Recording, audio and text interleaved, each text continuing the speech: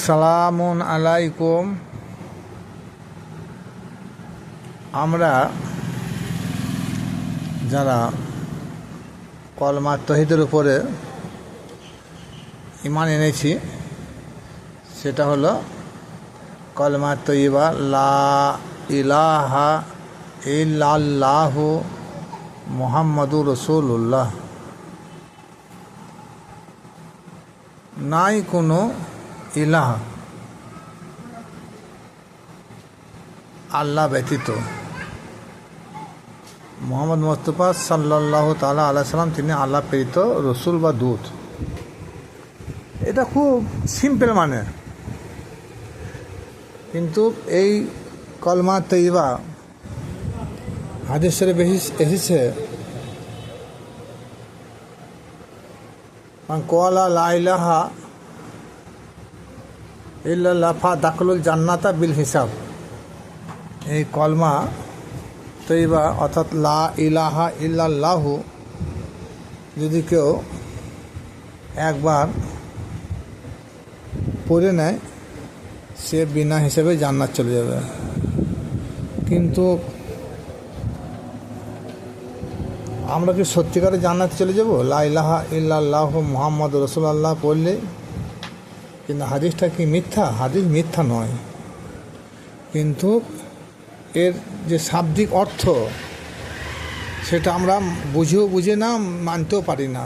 আর বর্তমান যেনারা মাথার তাজ, আমাদের বড় বড় ইসলামিক স্কলার আছেন, তেনারা ভালো করে আমাদেরকে কোনো বোঝাই নাই। নাই কোনো ইলাহ, নাই কোনো মাবুদ আল্লাহ ব্যতীত, যিনি আমাদের রব। কিন্তু আমরা এটা অন্তর থেকে মানতে পারি না। আমরা মৌখিকভাবে এটাকে বিশ্বাস করেছি, অন্তর থেকে আমরা কখনো বিশ্বাস করতে পারি না। অন্তর থেকে যারা মেনে নিয়ে বা বিশ্বাস করি যে আমাদের রব, যিনি আল্লাহ, তিনি আমাদের রব, তিনি ব্যতীত আমাদের কোনো ইলাহ বা মাবুদ নাই।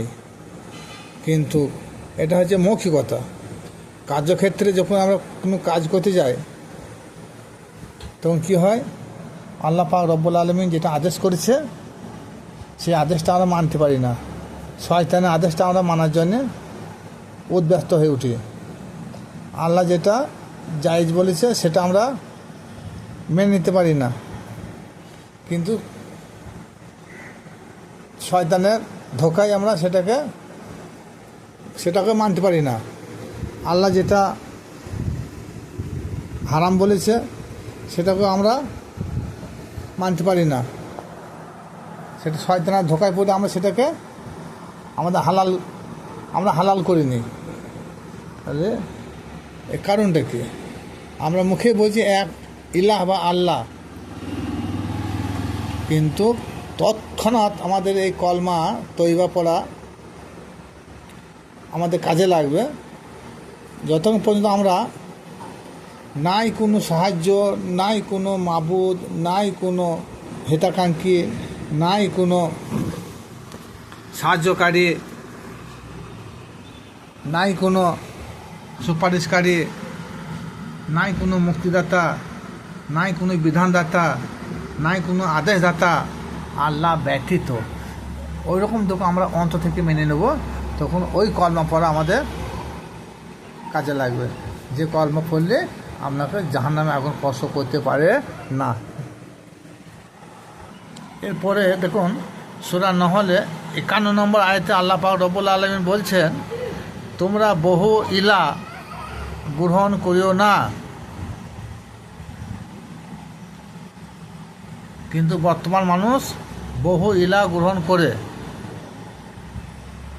কারণ আল্লাহ জেনেছেন যে এমন একটা দিন আসবে, মানুষ আমি এক ইলাহ, আমি এক অদ্বিতীয় আল্লাহ, আমার বিধান কেউ মানবে না, আমাকে এক আল্লাহ বলে কেউ মানবে না, এক পালনকর্তা বলে কেউ মানবে না, এক ইলাহ বা মাবুদ বলে কেউ মানবে না।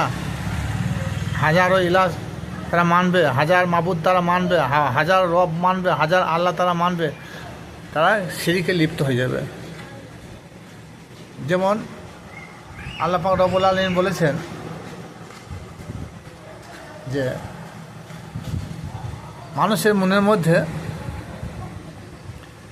লোভ, কাম, ক্রোধ, মদ, মাহ, মাৎসর্য, অহংকার, কামনা, বাসনা, এগুলো কিন্তু সব নাফসের আম্মারার খেল।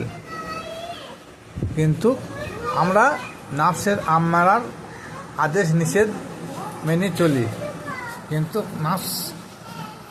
নাফসের মুতমাইনার আদেশ আমরা গ্রহণ করি না। কিন্তু শয়তানের ধোঁকায় পড়ে নাফসের আম্মারার আমরা গোলামি করি। এমন কোনো ব্যক্তি নাই আল্লাহ সৃষ্টি জগতে যে সে প্রকৃতপক্ষেই নাফসের